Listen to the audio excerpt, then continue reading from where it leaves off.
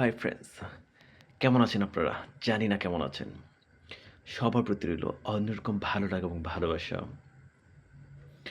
প্রিয় ফলোয়ার্স, শীতের শুরুটা কতটা রোমাঞ্চকর, এক অন্যরকম অনুভূতি যা আমাদের কাছে বিলাসিতা বিলাসিতা মনে হয়।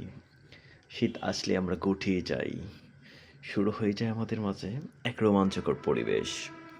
যদিও ইয়াং জেনারেশনের জন্য এটা অন্যরকম এক অনুভূতি।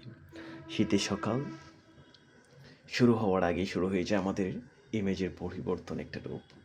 কিন্তু মনে রাখবেন একটা কথা, এই শীতের শুরুটা অনেকের জন্যই কাল হয়ে দাঁড়ায়।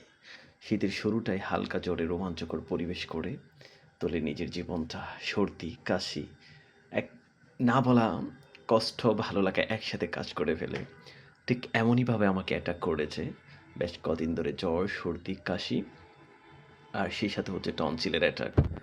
তো আমি একটু ভিন্ন রকম মানুষ, রুচিপুতি একটু ভিন্ন রকম। কোনোভাবেই মেডিসিন খাবো না, জ্বর সর্দি কাশি এমনি ভালো করে ফেলবো। অসুস্থতা আমাকে গ্রাস করেছে, আমি অসুস্থতার সাথে আত্মীয় করে নিয়েছি।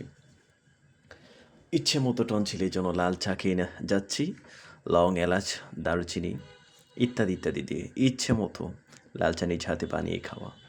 আর সেই সাথে কথা হচ্ছে কেয়ারিং সিস্টেমটা নিজের মতো করে নিচ্ছি। আর সর্দি কাশির জন্য যেটা প্রয়োজন সেটা হচ্ছে কাঁচা টক ইচ্ছা মতো খেয়ে নেওয়া। সেটা হতে পারে যে কোনো ধরনের টক। আর আজকে নিয়ে আসলাম আমার যে টকটা, এটা অন্যরকম লাগছে। বিশেষ করে মাথা ভারী হয়ে গেছে সর্দি কাশিতে আর ঠান্ডায় জ্বরে।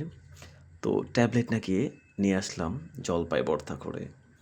জানি না কে কীভাবে রিসিভ করবেন কথাটা, কিন্তু ভালো লাগতেছে। কারণ আমাকে কথা হচ্ছে জাল খেতে হবে, জ্বর থাকলে টক খেতে হবে, সব কিছু দিতে লাগে।